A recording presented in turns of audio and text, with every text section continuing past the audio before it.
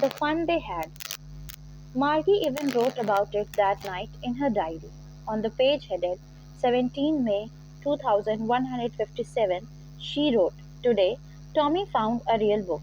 It was a very old book. Margie's grandfather once said that when he was a little boy, his grandfather told him that there was a time when all stories were printed on paper.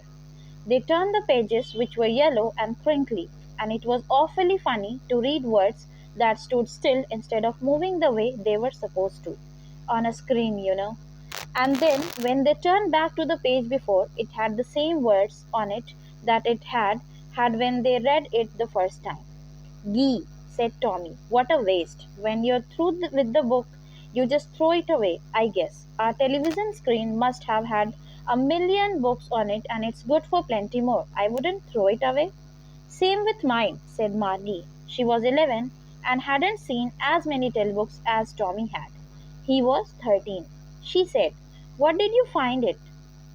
She said, "Where did you find it?" "In my house."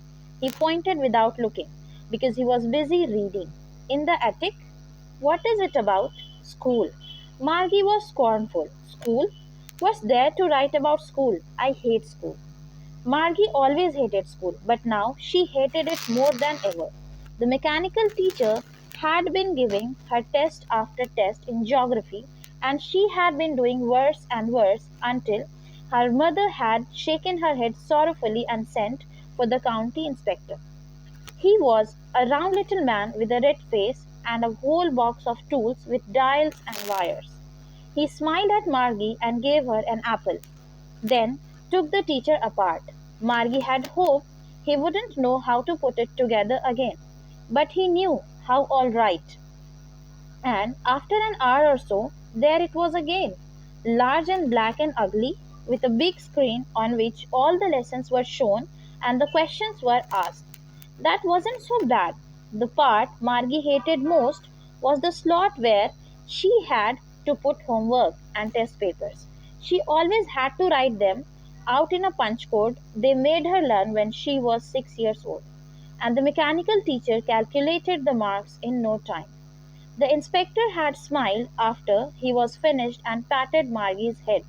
He said to her mother, "It's not the little girl's fault, Mrs. Jones. I think the geography sector was geared a little too quick. Those things happen sometimes. I have slowed it up to an average 10-year level. Actually, the overall pattern of her progress is quite satisfactory." And he patted Margie's head again. Margie was disappointed. She had been hoping they would take the teacher away altogether. They had once taken Tommy's teacher away for nearly a month because the history sector had blanked out completely. She said to Tommy, "Why would anyone write about school?" Tommy looked at her with very superior eyes. "Because it's not our kind of school, stupid. This is the old kind of school that they had hundreds and hundreds of years ago," he added loftily, pronouncing the word carefully, "centuries ago." Margie was hurt. "Well, I don't know what kind of school they had all that time ago."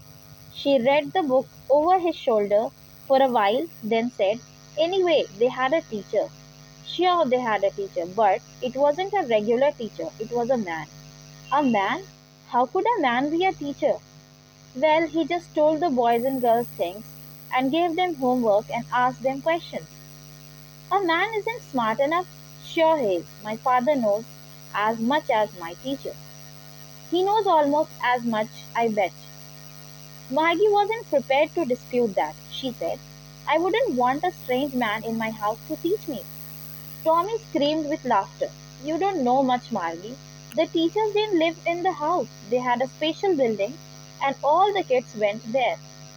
"And all the kids learned the same thing?" "Sure, if they were the same age. But my mother says a teacher has to be adjusted to fit the mind of each boy and girl who teaches, and that each kid has to be taught differently. Just the same, they didn't do it that way then. If you don't like it, you don't have to read the book." "I didn't say I didn't like it," Margie said quickly. She wanted to read about those funny schools. They weren't even half finished when Margie's mother called. "Margie, school." Margie looked up.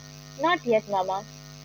Now, said Mrs. Jones, and it's probably time for Tommy too. Margie said to Tommy, Margie said to Tommy, can I read the book some more with you after school? Maybe, he said nonchalantly. He walked away whistling, the dusty old book tucked beneath his arm. Margie went into the schoolroom. It was right next to her bedroom, and the mechanical teacher was on and waiting for her. It was always on at the same time every day except Saturday and Sunday, because her mother said that little girls learn better if they learn at regular hours. The screen was lit up and it said, today's arithmetic lesson is on the addition of proper fractions. Please insert yesterday's homework in the paper in the proper slot. Margie did so with a sigh. She was thinking about the old schools they had when her grandfather's grandfather was a little boy.